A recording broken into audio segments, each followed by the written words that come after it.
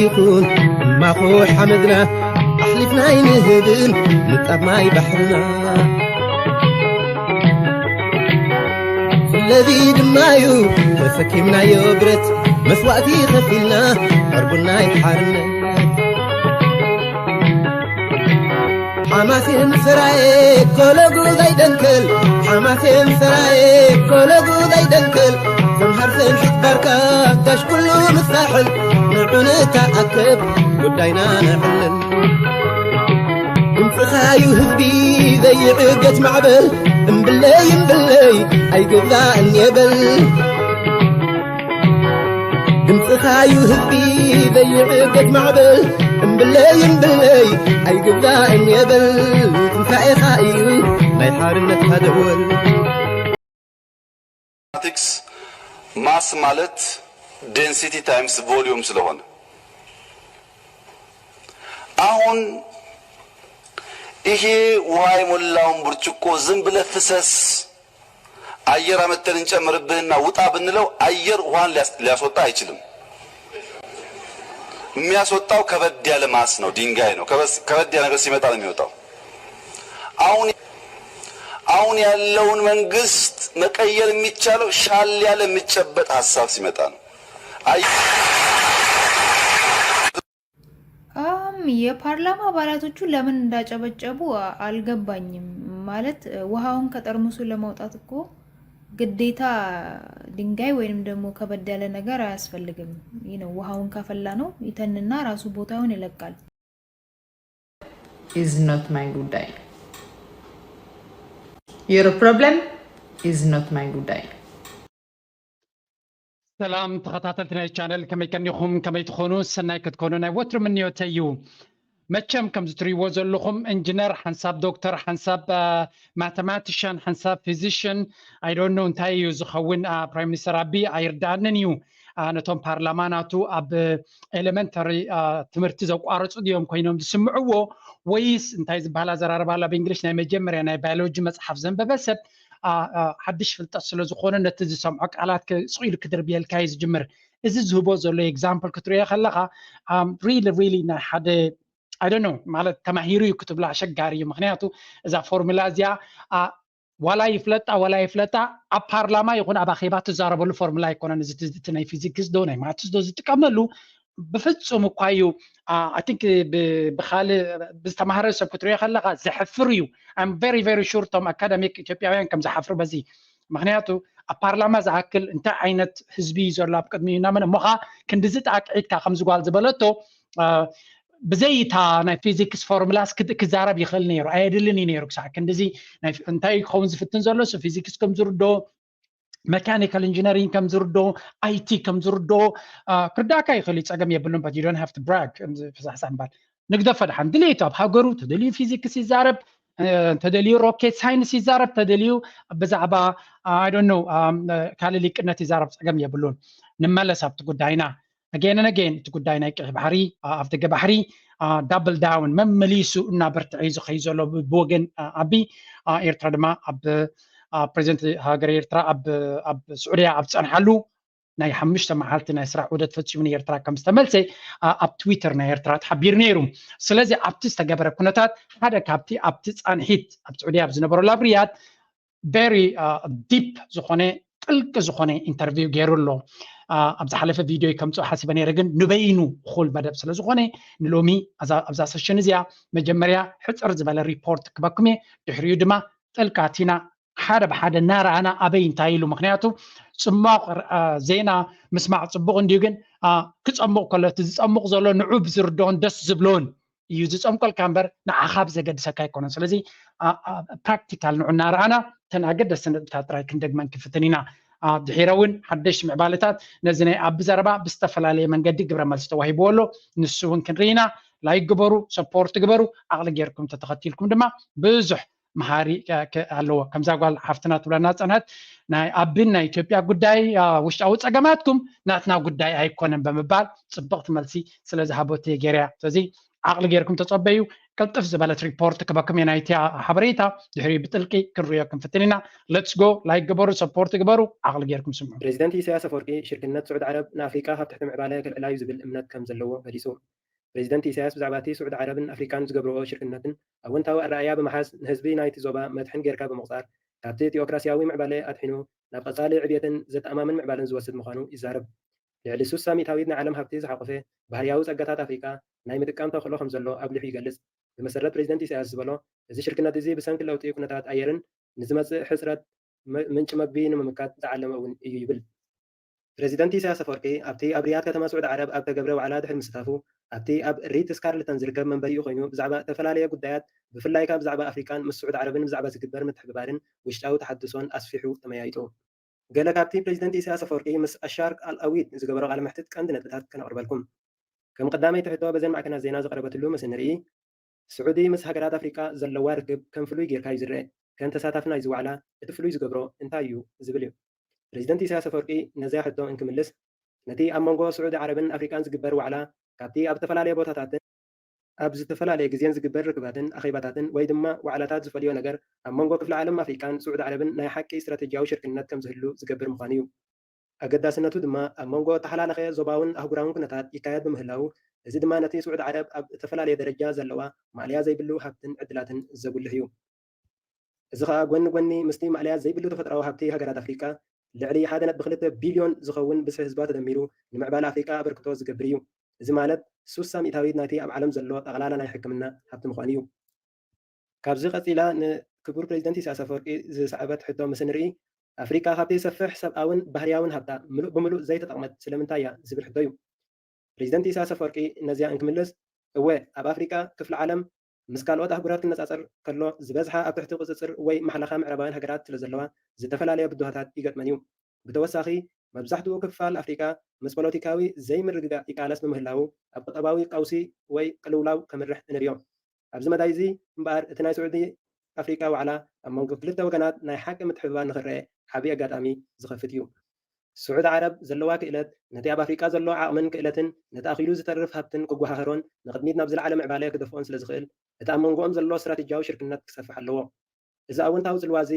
ኣብ ኩለን ኣህጉራት ከቃልሕን ክርአን እዩ ብምባል ድማ ይውስኽ መረዳእታና ኣብዚ ሽርክነት እዚ ኣብቲ ድሕሪ ዝሑል ውግእን መዋእል ዩኒፖላር ዲስኦርደርን ቅልውላውን ብድሆታትን ዝመልኦ ሓድሽ ታሪካዊ መዋእል ይካየድ ብምህላው ፍሉይ ምዃኑ ኣፍልጦ ክንህበሉ ኣለና ይብል ኣብቲ ንልዕሊ 30 ዓመት ዩኒፖላር ዲስኦርደር ዝገዝኣሉ መዋእል ናብ ማልቲፖላር ወርልድ ኦርደር ንሰጋገር ኣለና ቀፂሉ ነቲ ኣብ ኣፍሪካ ዘሎ ሰፊሕ ቁጠባዊ ተኽእሎ ንምርካብን ኣብ ምስትውዓል ዝመልኦ ሽርክነት ንምውፋርን ዘኽእል ብዙሕ ኣጋጣሚታት እንምርምሮ ግዜ ኣኺሉ እዩ እዚ ነቲ ንዝመፅእ ወለዶታት ንምዕቃብ ኣብ ዝግበር ፃዕሪ ኣዝዩ ኣገዳሲ እዩ ብዛዕባ እዚ ሽርክነት ግቡእ መረዳእታ ምርካብ ኣድላይ ፕሮጀክትታት ብጥንቃቐ ምንዳፍ ከምኡውን መደባትን ዕብየትን ዓቕምን ዘጠቓልል ካርታ ምስ ምውፃእን ዘጠቓልል እዩ እዚ መደባት እዚ ናብ ክውንነት ንምትርጓም ብርቱዕ ፃዕሪ ከም ዘድሊ ኣብዚ ብምቕፃል ስዒባ ዝቐረበት ሕቶ ዕላማቲ ምስ ስዑድ ዓረብ ዝግበር ስትራቴጂያዊ ሽርክነት ንምዕዋት እቲ ዝበለፀ ምርጫ ወይ ኣቕርቦት እንታይ እዩ ትብል ሕቶ ነበረት ፕሬዚደንት ኢሳያስ ኣፈወርቂ ነቲ ሃገራት ኣፍሪካ ተቐበሎ ፖለቲካዊ ኣተሓሳስባ ምዕራባውያን ምቕያር ከምኡውን ነቲ ኣብ ከም ኒጀር ሴኔጋል ማሊ ቡርኪና ፋሶ ጋቦን ሱዳን ከምኡውን ኣብ ቀርኒ ኣፍሪካን ከባቢኣን ኣስፋሕፊሑ ዘሎ ፖለቲካዊ ህውከትን ድኽመትን ንምውጋድ ፃዕሪ ምግባር ኣዝዩ ኣድላዪ እዩ ይብል ንኩነታትና ክንዕርዮን ካብቲ ንህዝብና ዘይጠቅም ሕልምታት ክንበራበርን ኣለና ንብልሽውና ብኩሉ መዳያቱ ምቅላስ ምምሕዳር ምምሕያሽ ከምኡውን ናይ ወፃኢ ጣልቃ ምእታው ብዛዕባ ዘለዎ ሓደጋታት ንቑሕ ምዃን ወሳኒ ስጉምትታት እዩ ነቲ ገሊኦም መራሕቲ ኣፍሪካ ንምዕራባውያን ዓለም እተቃልዕሉ ተኣፋፉ ኩነታት እውን ክትፈትሖ ኣገዳሲ እዩ በዚ ስጉምትታት እዚ ጥራይና ምስ ስዑድ ዓረብ ናይ ሓቂ ስትራቴጂያዊ ሽርክነት ክንምስርት ንኽእል እዚ ከዓ ነቲ ኣፍሪካውያን ዝረኽብዎ ዕድላት ናብ ናይ ወፍሪ ፕሮጀክትታት ብምቕያር ንህዝቢ ናይዚ ዞባ ቀፃሊ ዕብየት ከም ዝህሉ ዝገብር እዩ ብምባል ይገልጾ ቀፂላ ንክቡር ፕሬዚደንት ኢሳያስ ኣፈወርቂ ዝቐረበት ሕቶ ንቀይሕ ባሕርን መንገድታት ባሕርን ኣብ ምዕቃብ ምስ ስዑድ ዓረብ ብዛዕባ ምትሕብባር እንታይ ክትብለና ትኽእል ፕሬዚደንት ኢሳያስ ኣፈወርቂ ነዚ እንክምልስ ሽርክነት ስዑድ ዓረብን ኤርትራን በቲ ተወሰነ ሰለዳ ግዜ ዘለዎ ረዚን መደብ ዕብየት ዝምራሕ ሰፊሕ ናይ ምትሕንፋፅ ስትራቴጂ እዩ ነቲ ምስ ንግድን ወፍርን ዝተሓሓስ ርክባት ከነደልድሎን ከነስፈሖን ኢና ንደሊ እዚ ድማ ንዞባ ቀርኒ ኣፍሪካ ዝሓቁፉ እውን እዩ እዚ ምስፍሕፋሕ እዚ ንከም ናይ ድሕንነትን ፍርያምነትን ኢንዱስትሪታት ዝኣመሰላ ቦታታት ዘጠቃልል እዩ ይኹን እምበር ድርብ ምትሕብባር ድሩት ኣይኮነን ንቀይሕ ባሕሪ ከም ኣገዳሲ ኣህጉራዊ መንገድታት ማይ ጌርካ ምዕቃብ እቲ ዘይንፀል ክፍሊ ናይቲ ስትራቴጂያዊ ሽርክነትና እዩ እዚ ድማ ብጂኦፖለቲካዊ መዳይ ዝልለ እዩ ኣብ መንጎ ዘን ኣብ ገማግም ዝርከባ ሃገራት ዘሎ ምትሕብባርን ንድሕንነትን ርግኣትን ቀይሕ ባሕሪ ካብ ግዳማዊ ጣልቃ ምእታው ንምዕቃብ ኣዝዩ ኣገዳሲ ምዃኑ ወሲኹ የብርህ። እዚ ምትሕብባር እዚ ኣብ ክእለት ኢንዱስትሪታት ፀዓት፣ ዕደና፣ ቱሪዝም፣ ዘመናዊ ቴክኖሎጂ፣ ማይን ሕርሻን፣ ጥዕናን፣ ትምህርትን፣ ምግፋፍ ዓሳን፣ ትሕተ ቅርፅን ሓምላይ ፕሮጀክትታትን ዘሎ ወፍሪ ንምምሕያሽ ዝዓለመ ምዃኑ ወሲኹ የብርህ። ቀፂላ ዝሰዓበት ሕቶ ከምዚ ዝኣመሰለ ስትራቴጂያዊ ሽርክነት ክዓናቅፎ ዝኽእል ብድሆታት ኣይረኣየካን ዶ ዝብል ነበረ። ፕሬዚደንት ኢሳያስ ኣፈወርቂ ነዚ ክምልስ እወ ኣብ ኣፍሪቃ ኣብ መላእ ዓለም ማእልያ ዘይብሉ ናይ ምግቢ ውሕስነት እኳ እንተሎ ዓበይቲ ብድሆታት ግን ኣለዉ። ምምሕዳር ፕሮጀክት ምድንፋዕን ካብቲ ንዓሰርተታት ዓመታት ኣብ መፃወድያ ዝኣተናሉ ረግረግ ንክንወፅእ ብሓባር ምዕያይን ኣብ መላእ ዓለም ዝኾነ ይኹን ሰልፊ ዝኾነ ይኹን ስትራቴጂያዊ ሽርክነት ንኸይንምስረት ዕንቅፋት ኣሎ። ልዕሊ ዝኾነ ኣብ ልዕሊ ምዕራባውያን ሃገራት ዘሎ ጋግ ምዝመዛ ባህርያዊ ፀጋታትና ምዕፃው ኣድላይ እዩ። ፈረንሳ ንሃብቲ ኒጀር ብፍላይ ከዓ ነቲ ኤውሮጳ ንልዕሊ 50 ዓመት ኣብ ኒኩለራውን ኤሌክትሪካውን ምምንጫው እትጥቀመሉ ኢራንዮም ከም እተጠቕመትሉ ብምጥቃስ ነዚ ጉዳይ እዚ ምስ መሳርሕትና ምዕራብ ኣፍሪቃ ተመያይጠ እየ። ህዝቢ ናይጀርያ ብሰንኪቲ ኣብ ኒጀር ዘሎ ፖለቲካውን ቁጠባውን ማሕበራውን ባህላውን ስርዓት ብዙሕ ኣይተጠቕመን። ከም ሓቂ ምስ ከም ፈረንሳ ዝኣመሰለት ምዕራባዊት ሃገር ንህዝብና ካብ ፀጋታትና ግቡእ መክሰብ ምእንቲ ክረኽቡ ናባና እንተዘይኮይኑ ናብ ሽርክነት ኣይንቀርብን ኢና ይብል። ካልእ ኣብነት ምስ ንጠቅስ እታ መብዛሕትኡ ግዜ እተፈላለየን ማእልያ ዘይብሉን ፀጋ ዘለዋ ናይ እንጀራ ሳጹን ተባሂላ ትፅዋዕ ሱዳን ክሳብ ሕጂ ናይ ወፃኢ ረድኤት ትረክብ ኣላ። ካብ ዝኾነ ይኹን ምስ ሃገራት ወይ ኣህጉራት ዘለና ሽርክነት ምእንቲ ክንጥቀም ውሽጣዊ ፖለቲካውን ድሕንነትናን ቁጠባውን ማሕበራውን ባህላውን ኩነታትና ክነዕሪ ኣለና። እቲ ምስ ስዑድ ዓረብ ዘለና ሽርክነት ውሽጣዊ ጌጋታትና ንምፍታሕ ፀጋታትናን ሽርክነትናን ንምጥቃም ከምኡ እውን ንዲሞክራሲን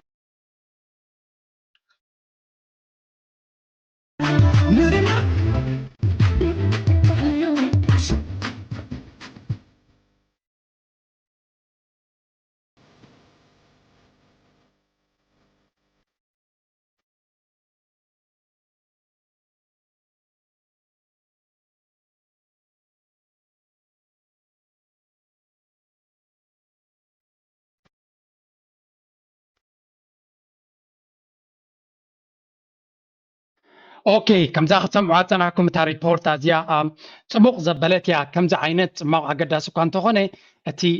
كبدت ወይ ካ ትዕምቋት ናይ ተሓበሬታ ግን ብትክክል ይበኩም ማለት ኣይኮነን። ስለዚ ሕጂ ኣብቲ ነገደስ ነጥብታት ካብቲ ኢንተርቪው ዝገበረሉ ክንርኢ ክንፍትኒና። ኣብዚ ኢንተርቪው እዚ ፕሬዚደንት ኢሳያስ ከበድቲ ኣርእስታት ሓደ ካብቲ መለለይ ናቱ እውን ክንብል ይኽእልና ኣብዚ እዋን እዚ ካብ ኣፍሪካ ነዚ ኣርእስታት እዚ ውሑዳት መራሕቲ ጥራዮም ከልዕልዎ ዝኽእሉ እዚ ድማ እንታይ ዓይነት ዋጋ ከኽፍለካ ከም ዝኽእል ኣብ ተደጋጋሚ ንሪኦ እዩ። ስለዚ ኣብዚ ከበድቲ ኣርእስታት እውን ብትብዓት ክምልስ ርኢና ኣለና። ሓደ ካብኡ ድማ ብፍላይ እቲ ንኢጋድ ዝምልከት ንኢኮዋስ ዝምልከት ንኣፍሪካን ዩኒዮን ሕብረት ኣፍሪካ ዝምልከት ኣርእስታት ማለት እዩ። ስለዚ ሸርቀ ለውሰጥ ዝበሃል ጋዜጣ ድዩ ዋላ ጆርናል ኣይፈልጥን ምስኦም ገይሩ እቲ ኢንተርቪው ድማ ቨሪ ኢንተንሲቭ ጥልቂ ዝኣተወ ሓበሬታ እዩ ነይሩ። ንኩሉ ክንሪኦ ይንኽእል ኢና። ገለ ካብቲ ንሳቶም ዘስመሩሉ ግን እቲ ንሕብረት ኣፍሪካ ዝበለ እዩ። ሓደ ካብቲ ሕቶታት እጂ ሕልፍ ሕልፍ ኩሉ ክሪኦ ይኮንኩን ኣብቲ ሪፖርት ስለ ዝረኣኹሞ ግን እቲ ሃይላይት ወይ ከዓ እቲ ከነስምረሉ ዘግባአና ነጥብታት ወይ ከዓ ዝያዳ ተኩሮ ዝግባኦ ኢና ክንርኢ። ከምቲ ኣብ ዝሓለፈ ኣርእስቲ ኣብ ካልእ ቪድዮ እውን ዝገለፅኩ ኮይንኩም ክትሪእዎ ትኽእሉ ኢኹም። ኤርትራ ምስ ስዑድያ ዘለዋ ርክብ ኣዝዩ ኣገዳሲ እዩ። ስለምንታይ ስዑድያ እታ ቀዳመይቲ ኣምባሳደር ናይቲ ዞባ ንኣሜሪካ ስለዝኾነት፣ ስለዚ ተራ ናይ ስዑድያ ኣብቲ ዞባ እቲ ኣገዳስነት ኣለዎ። እዚ ድማ ብቁጠባ ክትሪኦ ትኽእል፣ ብጂኦፖለቲካ ክትሪኦ ትኽእል፣ ብኩሉ ነቲ ቀይ ባሕሪ እውን ዋላ ብጂኦግራፊካዊ ኣቀማምጣ እውን እቲ ዝዓበየ ክፋል ናይ ቀይ ባሕሪ ኣብ ገማግብ ናይ ቀይ ባሕሪ ናይ ስዑድ ዓረብ እዩ። ስለዚ ብመንፅሩ ምስቲ ዘለዋ ናይ ቁጠባ ናይ ነዳዲ ኣገዳስነት ኣብቲ ቀይ ባሕሪ እውን ዓብ ተራ ዘለዋ ሃገር እያ። እዚ ከም ምዃኑ መጠን ድማ ኤርትራ ምስ ስዑድያ እትገብሮ ዝምድና ዓብዪ ተራ ክህልዎ ዘለዎ እዩ። ሓደ ካብቲ መጀመርያ ዝነበረ ሕቶ እዚ ሳውዲ ኣፍሪካ ሰሚት ዝበሃል ወይ ከዓ ሽርክነት ናይ ሃገራት ኣፍሪካ ምስ ስዑድ ዓረብ እንታይ ኣገዳስነት ኣለዎ፣ ብዙሕ ኣገዳስነት ኣለዎ ክበሃል ከሎ ንዓኻ እንታይ እዩ ንዝብል ብትክክል ብጂኦግራፊካዊ ምቅርራብ ከም ዘለዎ ስዑድ ዓረብ ድማ ሃገራት ዓረብ ብፍላይ ከም በዓል ስዑድ ዓረብ ድማ ነፍሰን ዝኻልእ ፀጋታት ዘለወን ሃገራት ከም ምዃነን መጠን ናይ ባዕለን ፀጋታት ስለ ዘለወን ሃገራት ኤውሮጳ ይኹን ኣሜሪካ ብፍላይ ሃገራት ኤውሮጳ ኣብ ውሽጢ ዓደን ፍሉይ ፀጋ የብለን ጠቕላላ ፀጋ የብለን እውን ክትብል ትኽእል ኢኻ።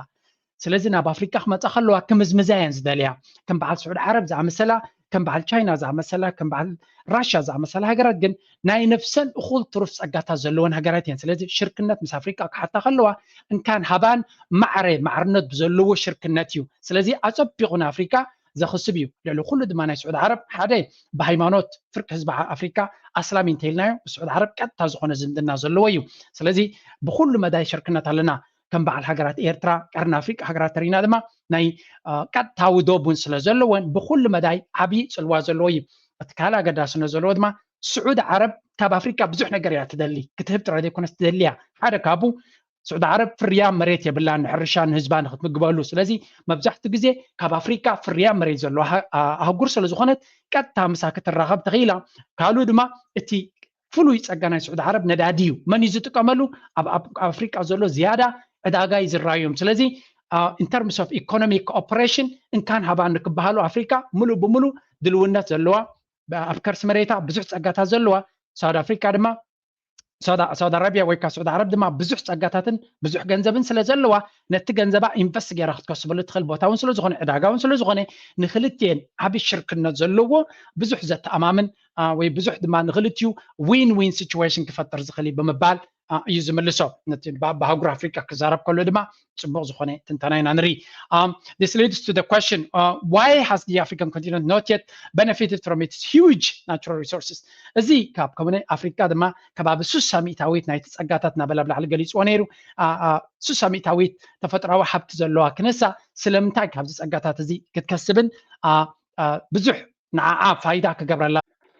كم نريو زلنا أنا زغطل حتى كملس كله دما أفريقيا بمعرباوين هاجرات بفلاي أوروبان أمريكان مارجنالايزد ويدما دليتاتان تسقاتاتان نخيت تكم توجسيات حلف زنبرت حجر تكندي منشنا يزس أجمع زكخون زخل دما يبلولو بوليتيكاوي زي رجونات وطبعوي زي رجونات كلت يوم زياتهم نتا أهجر نتزلوا تسقاتات تكيمة نهزبا أبزل عليه تسقاتات بيتن نخيت وزدو حد عبي مثلا خل كوين واخم زنبرن حد كابو نزيز ولا حوي نزيز لا زارا كم زقلتفن زبر زحيلن زقبرن تلو دما التي يوني بولار ويدما بأمريكا زجزاء زئزز زنبري زبنات ترينايو أمريكا تدليون نع زربحن ترى يزخون يرونتز بزربح يكونن سلززن مقبار ما مسمع ربيان هجرة تشاريخة نساء ربح أكسب زي كسب زي بدلا هجرة أوروبا كابتي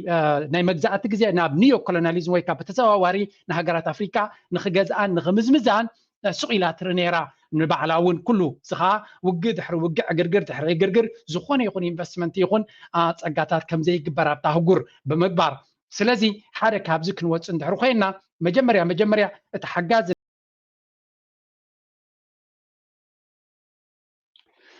بمغتال انتاينا بلي زارب زلو أبزي حركة بتي برتو عرس دما بزح زي دفر تغينو قداينا مزمزانا أوروبايان بتخكل زي ما آتي فرنسا تتكمل زنبرات معربين هجرة معرب أفريقيا معربن مأكلن أفريقيا زركب هجرات تبع نيجر سنغال مالي بوركينا فاسو غابون كمهم تزامة دي في السودان الرزولو روي مزمزا ناي نيجر بفلاي بفرنسا زقبر زنبرة مزمزا ازي كبكع زقبو كساب كندي هجرات معرب نتسقاتاتنا أفريقيا بحسر واقع وسيدهم تهزبنا أفريقيا جن بزي زخون يكون ترف كم ترف زنبرة أتريرو تزاريبو كابو حنت كابتنا قد أسيد نتبي كل سب تصميم زقبر لدما كل داينا يكحريو سلازي الكوبريشن ناي سعودي تي الشركة ناي سعودية بزعبازي كأي بحري نمرقق أو نموحس انتاي كبر خل نزبل حتى بفلاي ناي إيرترا ناي سعودية كل التفيت نفيت زلوانا يتجمع بحري كم مخالن متن انتاي زبل زلوا أمونجو إيرتران أمونجو سعودية عن زلوا كنتات كهايلايت كجبر لكم من تنسبوا غير كرايكم أمونجو زين كلتين هجرات زلوا كنريو خلنا هذا comprehensive view نقول ما عادنا زتنكفيو integrated حبراو سرح زلوا يكون according to a serious development plan زدما عتب زخوني بحبراو لمعاتن معبالن زي كمدما with specific timing كمدما سوي لزقص ده يكون قدرنا يجزي زلوا project خبرة لزلوا so we aspire to strengthen trade and investment relations and expand them to include the Horn of Africa region. سلازي انتايو ناي نقدن ناي وفرن زمدنا خقبر خمزلون كحيلوا خمزلون بتوسع خدمة نتملو قرن أفريقيا include كجبر زخل سلازي تزو بازلو كل حاجات include زخونلو in area of security and manufacturing industries سخا وحسنت ويكرقات ناي تزوبا كم وين ناي مفرع ناي manufacturing industry نمهنات وين كتكملو خمزغلو ناي تنكلتين bilateral cooperation does not have a specific ceiling ገደብ ዘይብሉ ናብ ኩሉ መኣዝን ክኸይድ ዝኽእል ከም ምዃኑ as for securing ሬሲ እቲ ንጥቀይ ባሕሪ ንምውሓዝ ክንርኢ ከለና ግን ኣብ ኩለንተን ሃገራት ኣብኡ ዘለዋ ኣበርክቶን ከም ዘለዎን ናይ ካልኦት ሓይልታት ናይ ካልኦት ሱፐር ፓወርስ ኣብቲ ቦታቲ ክረአ ከም ዘይብሉ እዚ ክብል ከሎ ስለዚ ንስዑድ ዓረብ ከም ዝዓበየ ፓርትነር ኮይና ነቲ ዞባ ካልኦት ከም በዓል ኣሜሪካን ካልኦት ሓይልታትን ኣብቲ ቦታ ተወሳኺ ግደ ተወሳኺ ወይ ከዓ ልዑል ተራ ንኸይፃወቱ ክንጥንቃቅ ክንክእል ኣለና ዘስምዕ ቋንቋ እዩ I am very very sure ስዑድያ ናይቲ ሪጅን ቦስ ክትከውን ከም ትደሊ መጠን ብፍላይ ዝሕጂ ዘሎ ወራሲ ዓራት MBS ናቱ ሕልሚ ኣብ ትሕቲ ናይ ኣሜሪካ ኣገልጋሊ ክኸውን ዘይኮነስ ንባዕሉ ሱፐር ፓወር ሪጅናል ፓወር ክኸውን ድሌት ስለ ዘለዎ እዚ ድማ ብተደጋጋሚ ብካልኦት ሓይልታት ዝግለጽ ዘሎ እዩ ኣብ ምስ ኮይንካ ኣብቲ ናቱ ዶሜይን ኮይንካ ሓበራዊ ሽርክነት ከተሳልጥ ኣገዳስነት ክህልዎ ከም ዝኽእልን ስለዚ እቲ ተግባራውነቱን እቲ ፍረናቱን ምስ ግዜ ክንሪኦ እኳ እንተኾነ ኣዝዩ ኣገዳስነት ዘለዎ እዩ እዚ ክግበር ከሎ ግን ብድሆታቱን ክህልዎ ከም ዝኽእል እቲ ሕቶ እቲ ብድሆታት ብኸመይ ክፍታሕ ይኽእል ነቲ ሓበራዊ ሽርክነት ወይ ድማ ናይ ኣፍሪካ ከምኡ ምስ ስዑድያ ክግበር ዝኽእል ሽርክነት እንታይ ብድሆታት ክህልዎ ይኽእል ንዝብል ብርግፅ እተን ቀደም ፅልዋ ዝነበረን ሃገራት ኤውሮጳ ይኹን ኣሜሪካ ብዘይ ዝኾነ ይኹን ስቒለን ኣፍሪካ ምስ ስዑድ ዓረብ ተሪር ዝኾነ ሽርክነት ወይ ዓብ ሽርክነት ብዘይናቶም ፅልዋ ብዘይናቶም ነገር ክገብራ ከም ዘይክእላ ብንጹር ርዱ እዩ እዚ ስለዚ የስ ተፃቦታት ከምኡውን ቻሌንጅስ ክህልዎ ከም ዝኾነ ይኣምን ኣሎ ግን ናብ ዝቕፅል ሕቶ ምስ ንሓልፍ እንታይ ዝብል ኣሎ ሓንቲ ካብተን ኣገዳሲት ሕቶ እሞ እዚ ትፀገማት ነቲ ሽርክነት ናትና ናይ ምዕራባውያን ከይተቃለሱ ኣይገድፎን እዮም ንብል እንድሕር ኮይና እቲ ናይ ኣፍሪካ ኤውሮጳ ምስ ኣፍሪካ ዝነበራ ዝምድና ክሳዕ ክንደይ ውፅኢታዊ ነይሩ ኣብ ኣፍሪካ ንዝብል ሓንቲ ተራር ዝኾነ ዘረባ ተዛሪቡ ዘሎ ካብ መጀመሪኡ ጀሚሩ ናይ ኤውሮጳ ግዝኣት ክንዛረብ ከለና ንጹር ዝኾነ ጭፍጨፋን ስርቅን ዓመፅን ነይሩ ኣብኡ ዲስካሽንስ የለን እቲ ዘሕዝን ክፋሉ ግን እቶም ንኣብነት ከም በዓል እዚ ሕጂ ዘሎ ኒዮ ኮሎኒያሊዝም ወይ ከዓ ሞደርን ኮሎኒያሊዝም ዝበሃል ወይ ከዓ ዘበናዊ ጊላነት እውን ክንብሎ እንኽእል ንሱ ትፀገም ኮይኑ ዘሎ ንኣብነት እቲ ሕጂ ዘሎ ሕብረት ኣፍሪካ ዝበሃል ምስ ናይ ቀደም ንዑ ክምስርቱ ከለዉ ዝተጠቀምሉ ኦርጋናይዜሽን ኦፍ ኣፍሪካን ዩኒቲ ዝበሃል ዝነበረ ንዕዑ ኣብ ናይ ሕጂ ሕብረት ኣፍሪካ ምቕያር ብፍጹም ብዕምቆ ዝተሓሰበሉ ከም ዘይኮነን እቶም ፎር ፋዘርስ ወይ ከዓ ከም በዓል ፕሮፌሰር ሉሙምባ ክገልፅዎ ከለዉ እቶም ናይ መጀመርያ መራሕቲ ናይ በዓል ንዋሜ ኩርማ ናይ ጋና ዝነበረ ካልኦት ጁልየስ ነረሬ ካልኦቶም ናይ ቀደም መራሕቲ ዝሓስብዎ ዩኒት ናይ ሕብረት ኣፍሪካ ኤውሮጳ ብትክክል ተመሊሶም መፅኦም ክገዝዎም ምዃኑ ፅቡቅ ዝኾነ ስእሊ ነይርዎም ስለዚ ብፍላይ ናይ ቀደም ፕሬዚደንት ናይ ጋና ብተደጋጋሚ እንታይ ይብል ነይሩ ጥሙር ዝኾነ ሕብረት ክህልወና ዘለዎ ሓበራዊ ባንኪ ክህልወና ኣሎ ሓበራዊ ሰራዊት ክህልወና ኣሎ ሓበራዊ መንግስቲ ክህልወና ኣሎ እዚ ድማ መራሕቲ ናይ ኣፍሪካ ስልጣን ከይለመዱ ከለዉ ናይ ሓባር ተዘይጌርና ንበይንና መቃቂሎም ክፃወቱልና እዮም ብምባል ነይርዎም ግን እቶም ሽዑ ድሕሪኡ ዝቐፀሉ መራሕቲ ከምቲ ዝድለ ስጉምቲ ስለዘይገበሩ እዚ ናይ ሎሚ ድኹም ዝኾነ ሕብረት ኣፍሪካን ከምኡ ድማ ኢጋድ ቆይሙ እናበለ ተሪር ዝኾነ ክስን ነቐፌታን ይብሎ ግን ካብ ክውንነት ዝረሓቐ ድማ ኣይኮነን ስለዚ what about the performance of African Union and IGAD ዝብል ኢጋድ ይኹን ሕብረት ኣፍሪካ እዚኣ ብርግፅ ብዙሕ ፀገም ክትፈጥር ከም ትኽእል ይርዳኣኒ ግን ካብ ብፍጹም ዝተጋነነት ግን ኣይኮነን ሚእቲ ካብ ሚእቲ ሓቅነት ዘለዎ እዩ ስለዚ እዚ ውፅኢት ናይዚ ሕብረት ኣፍሪካ ከምኡውን ኢጋድ ከመይ ትሪኦ ንዝብል መጀመርያ እንታይ ይብላ ኣሎ እቲ ክውንነት ክንቅበሎ ክንክእል ኣለና ለውጢ ክንገብር ተኾይና እዚ ድማ ነቲ ሓቂ ምቕባል ኣገዳስነት ኣለዎ እዚኣ እቲ ሓቂ ድማ እንታይ እዩ እዚኦም ክልቲኦም ኦርጋናይዜሽንስ ንኣፍሪካ ዘይጠቕሙ ትካላት ምዃኖም መጋበርያ ናይ ምዕራባውያን ሓይልታት ንዝደለይዎ ዝጥቀሙሎም ኣፍሪካዊ ሕብረት ንኣብነት ናይ ፒአር ስራሕ ጥራይ ዝሰርሕ ፒአር ማለት ከዓ ሽም ኣፍሪካ ንምጉላሕ ኣድቨርታይዝ ንምግባር እምበር ጭቡጥ ዝኾነ ስራሕ ክሰርሕ ዘይክእል ሕቆ ዘይብሉ ወይ ተሪር ዓንዲ ሕቆ ዘይብሉ ትካሊ ብምባል ተሪር ነቐፌታ ሂብዎ ኣሎ እዚ ድማ ኣብ ካልእ ኮለል ከይበልና ኣበይ ክንሪኦ ንኽእል ኣብ ጉዳይ ናይ ሱዳን ቀዳማይ ጉዳይ ወሲዱ ነዚ ናይ ሱዳን ንኽፈቱ እንታይ ዝብል ዘሎ ብምቕፃል እቲ ናይ ሕብረት ኣፍሪካ ክዛረብ ከሎ ናይ ካብቲ Union of African ወይ ከዓ Organization of African Unity ዝነበረ ናብ African Union ክትቀይሮ ከለካ ልክዕ ነቲ European Union ቀዲሕካ ዝኾነ ይኹን structural change ከይገበርካ ሜቶዶሎጂ ከይገበርካ ወይ ንዑ ዝኸውን ዓቕሚ ከየጥራኻ ሓደ ካብቲ ብንጹር ኣብ ዘይተሓፈ ግን ብካልኦት ስኮላርስ ዝነቕፎ ነቲ ሕብረት ኣፍሪካ እኹል ባጀት ዘይብሉ ነፍሱ ፋንድ ክገብር ዘይክእል ፕሮግራማት ናቱ ክሃንፅ ዘይክእል ብምዃኑ ብሕልሚ ዝነብር ኣብ ናይ ካልኦት ዝፅጋዕ ناتو سقمت كواس زي كل مخانيو زي ما حبرت افريقيا ترى ديكونس كم بعد ايكواس تاريخها من ابنات معرب كم زنا ايجاد ايكواس انت وسي كم معرب هاجر معرب افريقيا مالتيو انصار دليت ناي تزبي اب نيجر فرنسا وصو مزبلو نتراب حنا أوروباويان نخجلجليلو نتهاجر حزب مريسو الواجيرو أبت صرجاتها دوتسلو نخوري دنا يرزق أنت مالتيو اتهم organization زياتهم يقعدون ترانا أمز حلفوا وان manipulated كوينا أنصار يرتراز جبرتو كنا تاريخ أيو مدحيرهم دحر مرحتنا كينا كم زقلتوا PR نا إثيوبيا نتنا إثيوبيا قداي دسالت كم زنبرة كم زقلتوا سلزي independent نفسهم زخالو نربح أفريقيا زق على سو organizations كم فتر زي مخالنا حدا عبت أجمي بمبال يبتريب أب قداينا السودان بتلكي دزارب قداينا السودان هذا روي أبنا دخمتنا حبرة أفريقيا ناي إيجاد ناي كالوت organization ساتزو بعضلو مخانم بتلكي دزارب كيتنا وحنا من البات أبكالك زي كم تعلقم يبزعبا قداينا السودان كاب عسران هذا نسران كلتن زنبرة زي بقرب أي كاتاتولو كم زنبرن حزب السودان هذا كابتي أبز قداي زين خورد تي international community مليسو كم زجاددن نبزخف كم زخيز جبرة مخانون إذا حجي تفتير زلوا ناي جدة بلاتفورم زبهال درجة أمريكا نتقداي سعودية نختودو بشمقلنا ناي سعودية نكون أفكيد الله لو سعود العرب دما نتنزوباتات هجيون ريال لنا تكونتات نبي كما يقصل له دحرتوا على ناي سعودية بسعودية تصادف الزنبرة بريزنت ناي عبد الفتاح البرهاني مثلا I don't know شو ميتفانيه البرهان زبالت جنرال مالتيو نسو السعوديان يركب السعوديه مستبلسك اتا نكينيا قيدو اب السعوديه خلو بس من ترخيبو مثل باكير ناي ساوث السودان ترخيبو مس بريزنت سياس ترخيبو مس ناي جبتي عمر قله ترخيبو اي ثينك مس كالوتن ترخيبو مثلا مستملس دما اتا نكينيا قيدو اب نيروبي مس ناي مس ترخيبو حجون اب اديس ابا مس برايم مينستر ابي رخبالو سلازي اب تزوبا مس كلاتهم بفلاي ناي كينيان ناي اثيوبيان اب تغداي مستناي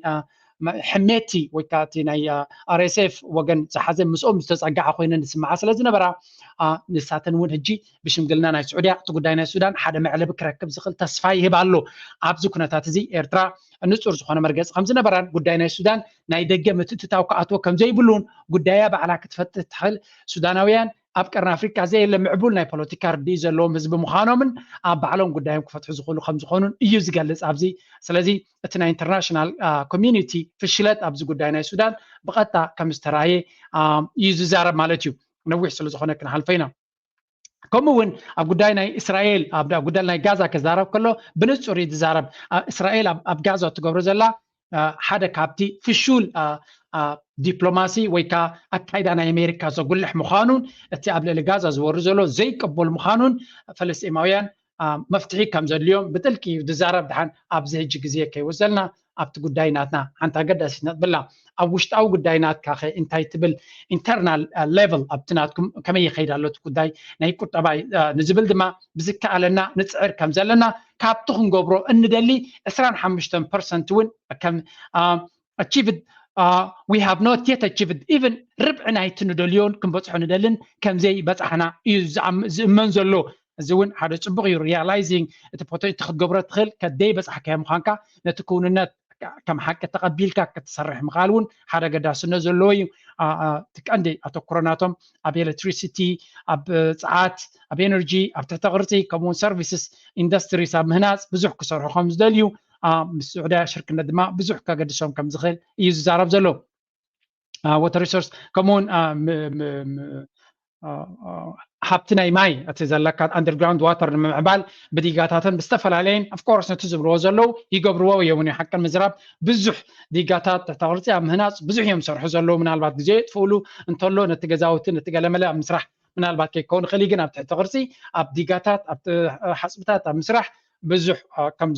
ريسورس كم زتفو ردو جرنا هنوزدلنا so the last question was very important ابزيا What about political reform in the country? After political law in Magbar, will the opposition be accommodated? تقاوم خابتي عدك هاتو يفكر لدي وي بايتال لدي نزبل. Without detail, there is no opposition. زي زخونة يكون نتصور زخونة details زخونة opposition وي كتقاوم يبلنان. But there are workers abroad, and you can ask the people, and they will answer you. سلازي تقاومتي يبلنان هنا. قل مسار هنا يكالا أجندة أبدأ خمزلو نهزبنا كيتكم كتحطوا تخوليهم So እንታይ ይብላሎ as a struggle and armed struggle of the people of እንታይ ዝብል ዘሎ ኣብቲ ቃልሲ ናይ ህዝቢ ኤርትራ ድሒሩ ዝመፀ ቃልሲ እውን እንተሪና ሃገራዊ ሓድነት ወይ ታ ኮሄሽን እዚ ሓደ ዓይነት አይደንቲቲ ንክህልዎ ከምኡውን ሶሊዳሪቲ ናይ ምትሕግጋዝ ባህሊ ንክህልዎ ብዙሕ ተሰሪሑ created a political and cultural state ፖለቲካውን ባህላውን እቲ ህዝቢ ሲ ምስቲ መንግስቲ ሓደ ኮይኑ ዝሰርሕ ኮይኑ ንክኸይድ እዚ ድማ ቀጻልነት ናይ ሕብረተሰብን ናይ ሃገርን ጋራንቲ ዝገብር ወይ ውሕስነት ዝህብ ንሱ ምዃኑ ኣሚንና ብዙሕ ከም ሰራሕናሉን ስለዚ there are in some opinion ገለገለ ፍልልያት ናይ ፖለቲካ ክህሉ ይኽእል እዩ እዚ ግን ከም opposition ወይ ከዓ ከም ተቃውሞ ጌርካ ዝግለጽ ኣይኮነን rather it's a point of view that is taken for the benefit but unfortunately opposition has become a fad for which some groups make a living from which ስለዚ እንታይ ይብላሎ እንተኾነ ኣብ ምዕራባዊ ዓለም ኣብ ዘለዎም ግዜ ተቃውሞ ማለት መሳርሒ ናይ ካልኦት ሓይልታት ንናቶም ፖለቲካዊ ኣጀንዳ ንምስላጥ ዝጥቀሙሉ ምዃኑ እናበለ እዩ ዝገልጽ ዘሎ ስለዚ ተቃወምቲ የብለይን ዝብል ሓበሬታ ይህብ ኣሎ ኣብዚ ብሓፈሻ ክንሪኦ ከለና ኣብዚ ሕጂ ኮይና ክንሪኦ ከለና ኣብ ኤርትራ ለውጢ ዝደሊ ሰብ ኣዝዩ ብዙሕ ከም ዘሎ እየ ዝኣምናነ ዝርዳውን እቲ ሪያሊቲ እውን ንዑ ዝገልጽ ሓደ ሓደ እቲ ንሪኦ ኣብ ደንቢ ተቃውሞ ዝረአ ግን ነቲ ሃገራውነት ነቲ ሃገር ነቲ ልኡላውነት እውን ኣብ ምልክት ሕቶ ክእቱ ዝኽእል ኣካይዳን ኣዘራርባን ምርጫታትን ሕርያታትን ግን ኣይረኣዩን ማለት ኣይኮነን ሕጂ ሓደ ካብቱ ገለገለ ካብቲ ኣብ ደንቢ ተቃውሞ ምናልባት ኩሉ ሰብ እውን ከስተውዕለሎም ዘለዎም ክዝረቡ ንርአ እስከ ንኣብነት ኣብዚ እዋን እዚ ገለገለ ኣቴንሽን ዝረኽቡ ዘለዉ ኩነታት ክንርኢ ድሕሪኡ ክምለስ ኢና ኣብቲ ኩነታት ፖለቲካ ናይ ቀርኒ ኣፍሪካ ለምሊልካ ነቢዕካ ካትኸይድ ምርቶም ፀሎ ቆልሓን የለን ንጆምብላካ ካብዚ ዱንያ ፀላእየይ ተዚኣልኒ እቲ ኣነ ዝወፆ ደንበ ተቃውሞ ላምባኣ ከም ዝወደአት ጋዝ ጭልምልም ትብል ነበረት ደንበ ተቃውሞ ተስፋ ቆሪፃ ገዛኣ ትውዕል ነበረት ብዕብራን ነብሳ ማድያ ዝነበረት ነዚ በርገና ሓመዱኒ ሸቆላ ሒዘ ሓፍ ምሰበልኩም ስውፀተይ ከይነ ትንፋስ ረኺባ ተስያ ሕጂ ኣንፃር ጆምብላክ ፀለመ ክትገብር ኣነ ናተይ ፖለቲካ ኣለኒ እብለካ ኣለኹ ናተይ ፖለቲካ ኣለኒ እንታይ ከም ዝገብር ካብ ፈልጥ ኣንድ ዓዲየ ግን በርገና ሓመዱ ናይ ዝወለዶ ስለ ዝኾነ ንዝወለዶ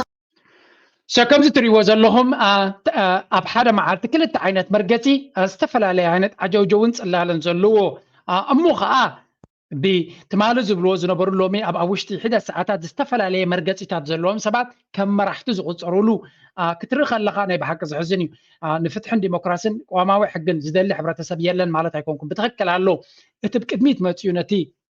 ቃልሲ ናይ ተቃውሞ ደገለ ዶ ይመርሕ ዝብልን ንዑ ዝጉዝጉስን ኣካላት ክትርኢ ከለካ ግን ኮምፕሊትሊ ነቲ ሃገርን ልኡላውነታን ንቐፃልነታን ብፍፁም ከውሕሱ ዘይክእሉ ሰባት እዮም ስለዚ እዚኦም ሰባት እዚኣቶም ቶም ኣብ ቅድሚት ኮይኖም ንመርሕ ኣለና ዶ ገለዶ ዝብሉ ታሪኻዮም ሓደ ብሓደ ነቲ ሃገር ከም ሃገር ንክትቅፅል ከማን ኣብ ትሕቲኦም ሃገር ክትቅፅል እያ ኢሉ ክሓብ ዝኽእል ሕብረተሰብ የብልናን ኣብዚ እዋን እዚ ድማ ንስኻ ተቃዊምካዮም ዘይኮኑስ ኣብ ውሽጢ ሓፂር ግዜ ዓመት ንዘይመልእ ዝተፈላለየ ፖለቲካዊ መርገፂታት ዝቀያየረሉ ሓሸውየ ትማሊ ፀላኢኻ ምስ ዝነበረ ብዘይገለ ንሱ መርገፂ ከይቀየሮ ከሎ ምስኡ ንኽትሰርሕ ድሕር ዘይብሉ ሕብረተሰብ ንሪእየሉ ዘለና ኩነታት እዩ ካልእ እውን ንርአ እስከ ክንዱ ኣተኩሮ ስለ ዝወሃቦም ዘይኮኑስ ነቲ ሕብረተሰብ ነዚኦም ዝሰምዕ መንእሰይ ስለ ዘሎ ግን ክንፈልጥ ክንክእል ኣለና ኢኹም ኣለኹም ዓቀይ እግርኻ ወይ ኢድካ እንተደንዚዙ ቀንጢኻዮ ቀጥቂጥካዮ ነኺስካዮ ኣይስማዓካን ንሕና ዞም መንእሰያት ጋ ሆሚና ኮይና ዘለና ንነዊሕ ግዜ ኤርትራውያን ኣይኮኑን ፅለ ሃገር ኣለዎም ናይ መንነት ሽግር ኣለዎም ተባሂልና ሕጂ ግን ደንዚዝና ኢና ተጋሪኡኹም እንተልካና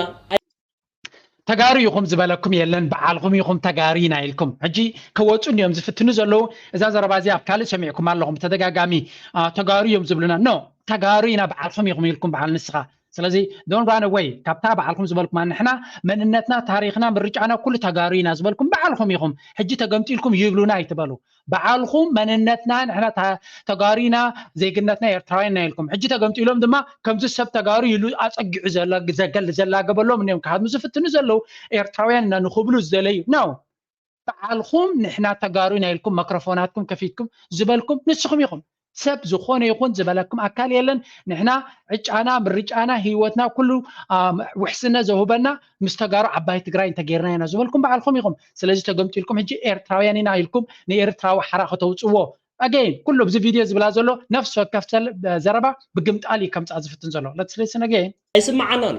ህግደፍ ክጠፍእ ኣለዎ ኢና ክንብለካ ናይ መንነት ቅልውላው ኣለኩም እንተልካና ኣይስማዓናን ህግደፍ ክጠፍእ ኣለዎ ኢና ክንብለካ ناي مننت قلولاو absolutely لكم because قلولو كتبلو شح جزية سلازراناكم it's not new سلازي again and again إذا زبلو زلو انتاين مهدميو نتي زربا الرياليتي تكون النت نشاطهم زخد وزنبرو قمتيلو كالو حتوكم زلوم يكقرب زفتن زلو ترديهمني سو نحنا بيرترا لوطاين دلنا يكونان جن بمنقد جياتهم زمت لوطقن هز بيرترا كم زي دليو real time proof جيرلو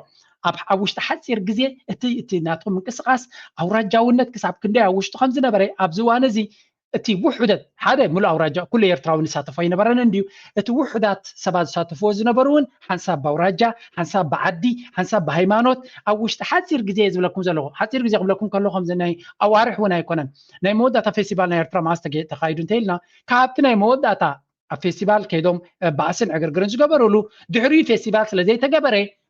أبنا حد حدهم كبالعين جميرهم حنسب بجنزب كباسطري جنزبنا من بليعوا نمن يبلع له أنت وايسر قزلة جنزب من يزبل عزله إلهم بجنزب اتنا جنزب كي تودو خلوا قال يوم أي تخفلنا يبلو قال يتجنزب عبتي تسريق ويقبلوا استفل عليه الجندة دعريو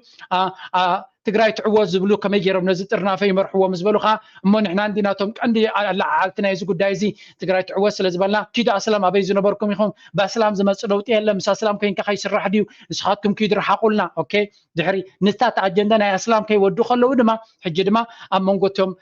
كحبوا زفتنوز نبرونا ورجاء أورجانيزيشن مخان نصور دينيرو أمونقو أكلوا زين سرايتهم وحدات أكلوا زين سراينا وزنبرو أمونقهم دما مبلع جميرو أجي نعانو نخشفنو هجي تجاري تبلونا يبلو تا تجارو تتغليلا نفتم أوريجينال نحنا تجارينا زولو زنبرو سلة ملستهم تابان خادمو زي تكملوا قوان زي تكملوا تنتنا يبلو من but again and again زيهم سبازياتهم حجون كالا أجندة هيزون كماتيو because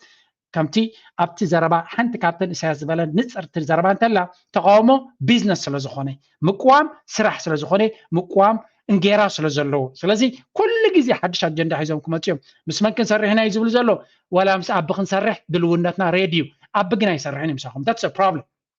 مخنياتو you bring nothing to the table أبي يكون كهلا حيلي هو حتى نكو أيدا ليكم نير رسولهم تدليون يركم بس أيدا ليكم نير كم زيدا ليكم زنبرة بمنتهي رينا لنا هو حت تحجي دولة TDF مالتي تمرحنا عطم جيتاتشو ردا مسيرترا كله قداينا بزربان بديسكاشن كم فتحنا خلينا يلون عاقم he throw you under the bus تحت الماكينة ويحفكم كيدو قدامون مسود تصرحين بركم السخويهم تصرحون يركم تقرأي تعود تبلو زنبركم بر مسهم مسخم يصرحين برون مخنياتو نزخون يكون حيلي كتبوا تقولوا نجار سلا زي بالكم سلامتاي كخمون بيرتراويان تقبلنا سلا زي بالكم بيرتراونا تقبلنا سلا زي بالكم نيرتراويان زي حاسكم تكالات نحنا مستقراينا تبلو سلا زلهم نتقراي عبيدهم سلا زلهم نسخاتكم تقربوا لهم نجار يبلكم this is the point تزعبي payment أجمعنا يوم سبازياتهم تايو نساتهم كقربوا زخولات أولا يبلو من حيلي يبلو من كابيز ما حيلي كقربوا لعلو كل جن نيرتراويان جنو كلينا قبلون لجتيمس يبلو من تقبلنا نيرتراويان كم زي بلو ميفلتيو سلامتاي نساتهم نفس وقفهم تمام كميزلو نحنا تجارينا يبلو سلز نبرو أبدا ما نتجارو ملو بملو سلست قطعتهم سلزي ناي أبي ناي تجارو حيلي أبي أبتحتينا هلوي نسخة مسيخة خد قبرو اللي تغل نشمت رايك تكمل كاز خل there is nothing you bring to the table من البعد كابتن زبلو زلو كوننت كقبر زخول انتو خينهم حافيلهم باكال وريدو مابت بوتا كن واغا نخل نادو قالدو زبلو زنبرو go and show your تعاقمخا كتقالس نبحق خطو واغا تدل تخينكا كيتكا تبايتا او كيتكا تقبرو قبر انت زي اللي لو تدل تخينكا ابغون هزبخا دوبل نتو زلو تشالنج الرياليتي تكوننا تقبلو ايرترا كل نجر تودي تتححز تحققف إرتراوي هجرين تبلكا هجده فبا نا إذن بانا يفنش أبان دابلو بجزاء هجر كاخي تحبن بجزاء تاريخ كاخي تماغوت بجزاء سراويت كاخي تقرع نحد حد كامت أممان كتوغدل بركيق صرحلو الصنحو اكي وديت مسقوم تقبيرولو أستوعل من ينجزاء وغنو سراويت إرتراي كبر زبل من ينجزاء هزبو زدون قرو هزب زبل من ينجزاء عديتاتو جمديس كلا زبل من ينجزاء تاريخو ميل زوغواني من ينجزاء هجرو بوق حد كتندد تقراي تسعر زبل من ينجزاء سراويتو بجينوسايد زخصص بزيكا قلت مالليت بزيكا حتلا مالليت بزيكا زقاق مالليت شربلوا زين رسايو نزيقوم حجس تقراي تعوتي لنا خنزاربلهم نزيقوم كم زغبرونا مرحت ويانه بخمينا خعوت ندليم So كالي داب كالا رستخن سجر حركة أبي أبزلن كنا كجرعة زغني قال إثيوبيان قبل ما تسيبهم للأولاد سلسل የተመለከትነው የባህር በር ጉዳይ ነው የባህር በር ጉዳይ ነው ምናልባት ለኛም ይመስላል ለዩቲዩበሮች ተናደዋል የባህር በር ያስፈልገናል ነው እኛ ስለ ባህር በር ወይም ስለ አሰብ ስናስብ እናንተ ዩቲዩብ አልከፈትክም ነበር ነው ቢሉ ጠቅላይ ሚኒስትሩ ባህር ኃይል ስናቋቁም ዩቲዩብ አልነበራችሁም እና ልክ አይደለም ብለው በዩቲዩበሮች የተናደዱ ይመስላሉ እስኪ አጠር ያለች ነች እስኪ እኛም ብንሰደብ ያው የሐሳብ ነፃነትን መሸራሸር ያለበት ስንል እስኪ ስድባችንን እናስተናግድ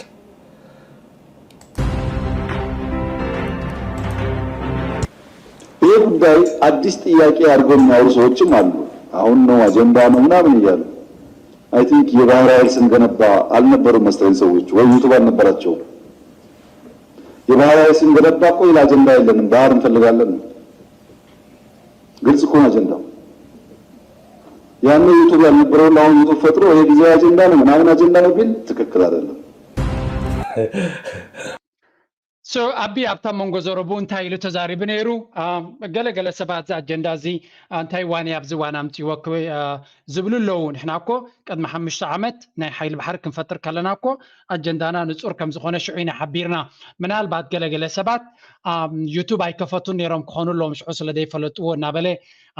تايزا سمع يوتيوب سمع كم زي حبدر زرلون بزو ساعتات اب يوتيوب كم زي طفن منال بعد كي تردانا سبسكرايب جيرولنا خيهلو نابلو كوارا زيولو جميرا مالون كاوت ايجن زخونا فيدباكي بمالون اسمعيو that's really good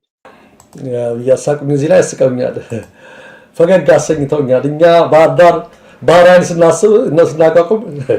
ዩቲዩብ ስላልከፈታችሁ ነው እናንተ የሚል ነገር ነውና ምን ልበል ከበሳቅ ውጭ ምንም አይደለም እዚህ ላይ የምናገረው አንድ ነገር ቅን ከሆኑ ልናገር የምንችለው እኛ ህዝባችን ያደገ ሲመጣ እየጨመረ ሲመጣ ለትራንስፖርቱም ለኮቴውም ለምኑ ብዙ ከመንከፈል ይልቅ ከጎረቤታችን ከኤርትራ ብንጠቀም ምን ችግር አለው ትልቅ ጥሩ ሐሳብ ነው ምንም ችግር የለውም ይሄን ሐሳብ እርሶም የዛሬ 5 ዓመት ተናግረውት ነበር በጤናማው ጊዜ እስከ سنتايو بحفشة ناي بحري حتو مسجورة بيت كنت كم مقالنا كبوين بحزر واقع بزا تماما مسجورة بابتنا نفتوهم هزبن كنت كم مقالنا صبوق حسابيو بز حزب خان بزحي عبيت ناي تهاجرن جن كسب كندو عقدا سنة يبلون بتخكلنا من قديك محمش عمتون انت حساب غريب كايو كل سبون تقبلوه تحقق سليو تحطو ابزو وانزي نخالو سبات ايدو نبخمي كردو زي كالي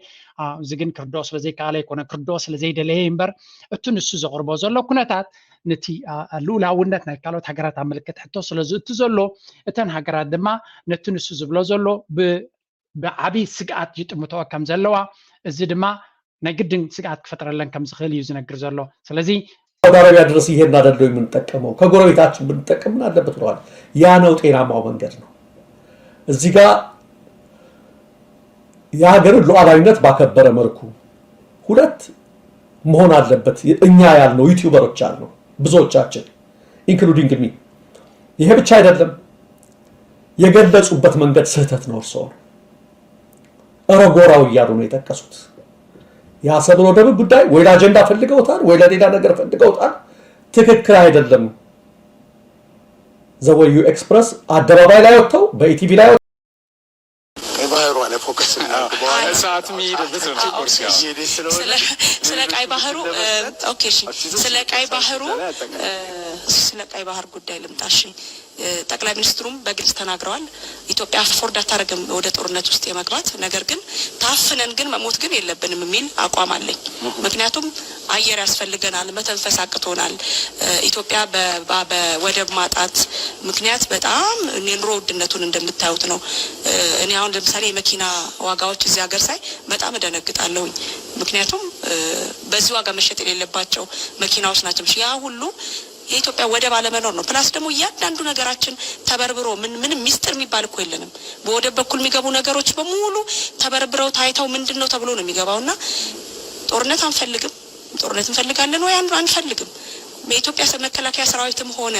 የኢትዮጵያ መንግስት ጦርነት ውስጥ የመግባት ፍላጎትም አላማም የለውም ግን ደግሞ በሰጥቶ መቀበል የራሳችን ወደብ የራሳችን የባህር በር እንዲኖረን ግን እንፈልጋለን። እዚህ ጋር አንድ እንደው መናገር ካለብኝ sometimes ብሎ ዘሎ again and again ቶም ካድረታት ናቸው ቶም ዝተመረቑ ካድረታት ምስ መዳልዮም እዮም እዚኦም ትሕቶ ንሕና ብውጋእ እንደልና ፀገም እንደልና ዝኾነ ደም ፍሳስ እንደልና ግን ንሕና ንውንኖ በዓልና ነመሓድሮ ሙሉእ ብሙሉእ ሓላፍነት ንወስደሉ ወደብ የድልየና ኣሎ ኣነስ ግርም እዩ ዝብለኒ እንታይ ዓይነት ዘረባዮም ዝዛረቡ ዘለዉ እኳ ይርዳእንን እዩ እዚ ጉዳይ እዚ ንሕና ዶ ኣብቲ ዓዶ ማቲና መሬት እንደለና መሬት ወላ ገለ እንደለና ንብላ ኣለና ኢና ነፍሲ ወከፍ ሃገር ነቲ ዕጫ ናቱ ኣምላኽ ዝሃቦ ክምርቕ ክኽእል ኣሎ ክረግም ክኽእል ኣሎ again and again ኤርትራ ሃገርኩም ኣይኮነትን ኤርትራ ልውላዊት ሃገር እያ ድሕሪ ሕጂ እውን ብዝመፅእ ዓመታት እውን እንተኾነ ኣፍ ደገ ባሕሪ ክህልወኩም ኣይኮነን እቲ ሪያሊቲ ናትኩም ከምኡ እዩ እቲ ዘለኩም ፀጋታት ተጠቀሙ ምስ ካልኦት ሃገራት እዚ ሕጂ ዝብልዎ ዘሎ ብላብላ ዘረባ ስለ ደብዝሑ እምበር ኣነ ኣብ ስዊትዘርላንድ እየ ዘለኹ ኣፍ ደገ ባሕሪ የብላን ስዊስ ኣብ ደገ ባሕሪ ካብ ዘለዎን ሃገራት ኣብ ጎረባብታ ዘላ ግን ዝሃብተመት ሃገር እያ መን ኣለዋ ኣብ ደገ ባሕሪ ጥልያን ኣለዋ ካብ ጥልያን ሰብ ተሰዲዱ ንስዊስ ዝመፅእ ክሰርሕ ፅቡቅ ደሞዝ ንክረክብ ካልእ ኣብ ደገ ባሕሪ መን ኣለዋ ፈረንሳ ኣለዋ ክንዲ ገለ ፈረንሳውያን ኣብ ስዊስ ስራሕ እንተረኺቦም ሃገሮም ገዲፎም ናብዚኦም ዝመፁ ፅቡቅ ደመዝን ፅቡቅ ስራሕን ንክረኽቡ ካልእ ጎረቤትና ጀርመንያ ኣብ ደገ ባሕሪ ኣለዋ ጀርመናውያን ክሰርሑ ንስዊስ ይመፁ ካልኦት እዮም ካልኦት ኦስትሪያ ኣብ ደገ ባሕሪ የብለዎም ፕሮባብሊ ግን እንታይ ማለት እዩ ኣፍ ደገ ባሕሪ ክህልወካ ናይ ግድን ኣይኮነን እቲ ዝሰልጠነ ኢኮኖሚ ናይ ኤውሮጳ ዘለዋ ብዘይ ምግናን ዝሃብተመን ሰልጠነን ኢኮኖሚ ናይ ኤውሮጳ ዘለዋ ስዊትዘርላንድ እያ ኣብ ደገ ባሕሪ የብላን ላንድ ሎክድ ሃገር እያ ብዙሕ ህዝቢ እንተኾነ 8 ሚልዮን ዝኾነ ህዝቢ ኣለዋ ስለዚ ኣዝዩ ንእሽተይ መሬት ብዛዕቀ ሰብ ዝነብረሉ ኣብ ዓለም ስዊትዘርላንድ እዩ ልዕሊ እቲ ፅበት ናይ ኣዝዩ ፀቢብ መሬት ግን ብዙሕ ህዝቢ ዝነብረሉ እዚ ግን ነቲ ፀጋታትካ ካልእ ስዊትዘርላንድ ዝኾነ ይኹን ተፈጥሮዊ ሃብቲ የብላን ጨው ጥራይ ዘለዋ ከምኡ ድማ ዝሕረስ መሬት እውን የብላን ኩሉ ጎቦታት እዩ ነቲ ጎቦ ግን ወርቂ ገይሮም ሰሪሖሞ እቲ ዝኸበረ ናይ ቱሪዝም ቦታ ኣብ ስዊትዘርላንድ ሎሚ እቲ ከተማታት ኣይኮነን እቲ ጎቦታት እዩ ሓደ ጎቦ ናይ ስዊትዘርላንድ ንኽድይቦ ነታ መደየብን መውርዶን ጥራይ ክሳብ $100 ይትወሰልካ ቱሪስትስ ናቶም ድማ ሚልዮነራትን ቢልዮነራትን ሃብታማትን ጥራይ እዮም ስለዚ ነቲ ዘለካ ፀጋ ተቐቢልካ እንተሰሪሕካዮ እንታይ ክትብሉ ኢኹም ስዊስ ዳሞ ሰብ ገንዘቡ ሒዙ እንዲ ገንዘብካ ቦርሳ ሒዝካ መፂኻ ኣብዛ ቀምጡ ለይተልካዮም ዳ ይቕበሉኻ ዝወረረታ ሃገር ዝገዛእታ ሃገር የብሎምን ስዊስ ኣብ ኣፍሪካ ኮሎኒ ነበሮምን ነቲ ዘለዎም ፀጋታት ተጠቂሞም ሰሪቆም ለኽቢጦም ክኾኑ ይኽእሉ እዮም ኣብ ዓዶም ንዝመፁ ፀጋታት እዮም ግን ተጠቂሞም ኣብ ካልእ ኣርበጅን መጥፍዕን ሒዞም ከይዶም ኣይኮኑን ንስዊስ ክከላኸለላ ኢለ ይኮንኩን እንታይ ንኽብል ኢለ ንዘለካ ፀጋታትን ንዘለካ ሃገርን ተተቐቢልካዮ ንእሽተ ይኹን ጎበ ይኹን ፀጥፊ ይኹን እንድሕራኡ ኣተኪርካ ሰሪሕካ ኣብ ህዝብካ ኣተኪርካ ተሰሪሕካ እቲ ዝለዓለ ስልጣንን ምዕባለን ንኽትፈጥር ፀገም የብልካ ስለዚ ነዚያ ዘይምቕባል ነዞም ዓዲ እዚኣቶም ብዙሕ ፀጋታት ዘለዎም ኣብቲ ዘይብሎም ጥራይ again ሓንቲ ኣርቲክል ወፂያ ኣብ ካልእ ግዜ ከምፃልኩም እየ እንታይ እዩ ናይ ኣባ ኣጀንዳ ውግእ ክጅምር ኣይደልን እዩ ዓቕሚ እውን የብሉን ይብልዎ ኣሎ ወላ ምዕራባውያን ሃገራት ንውግእ ዝኸውን ዓቕሚ እውን የብሉ እንታይ ግን ዝደሊ ዘሎ እቲ ናይ ወደብ ኩሉ ፀገምኩም ናይ ቁጠባ ናይ ገለመለ ኩሉ እቲ ፍሽለት ናይ ፖሊሲ ናቱ ብሰንኪ ኣፍ ደገ ባሕሪ ስለ ዘይብልካ ኢኻ ከምዚ ኮይንካ ዘለካ ብምባል ነቶም ካድረታቱ ነዛ ናይ ባሕሪ በልዋ ጥራይ እናበለ ኣብቲ ዓዲ ተቐባልነት ንክረክቡ እሞ ስልጣኑ ንኸነውሕ ኣብዚ ዝመፁ ዘሎ ምርጫታት እንተሰሪቑ እንተሰይሚኑ ስልጣኑ ንኸነውሕ ዝጥቀመሉ ዘሎ ኣጀንዳ እዩ that's why ድማ ኤርትራ ስለዝፈለጥዎ ምስኡ ዝኾነ ይኹን መልሲ ከይገበሩ ካልእ ኣልተርናቲቭ ካልእ ፖለቲካዊ ዝምድናታቶም ኣብ ምሕያል ዝጎዩ ዘለዉ ኤርትራ ድማ ንስዑድያ ትገብሮ ዘላ ኣመና ኣገዳስነት ዘለዎ ኢለኩም በዚ ኮይኑ በቲ ኣብ መወዳእታ ናይ ሎሚ ቪድዮ እቲ ፕሬዚደንት ኢሳያስ ዝገበሮ ዲፕሎማስያዊ ፃዕሪ ውፅኢቱ ብሕጂ ኢና ክንሪኦ ኣይ ሪሊ ሆፕ ከምቲ ተስፋናን ትምኒትን እቲ ህዝቢ ኣብ ኤርትራ ዘሎ በቲ ሓደ ካብ ውግን ወረ ውግን ክድሕን ከምኡ ድማ ፀጥኡ ውሑስ ክኾነሉ ብምቕፃል ድማ ሽርክነት ናይ ቢዝነስን ናይ ዕቤትን ንክመፅእ ለለ ኩሉ ድማ በቲ ዝተገበረ ፃዕርን ብተወሳኺ ፃዕርን ካብቲ ወሪድዋ ዘሎ ገዳ ወሪዳ እቲ ደገ ዘሎ ህዝቢ ብተሳትፎ ነቲ ቁጠባ ኣብ ምብርባር ከምኡ ድማ ለውጢ ኣብ ምምፃእ ናይ ኣሜሪካ ይኹን ናይ ካልእ ዘይኮነ ናይ ህዝቢ ኣብ ደገ ዘሎ ህዝቢ ብቐጥታ ተዓዲሙ ብኩሉ መሳለጢ ተገይሩሉ ንሱ ክሰርሓሉ ዝኽእል ኩሉ ቀረባት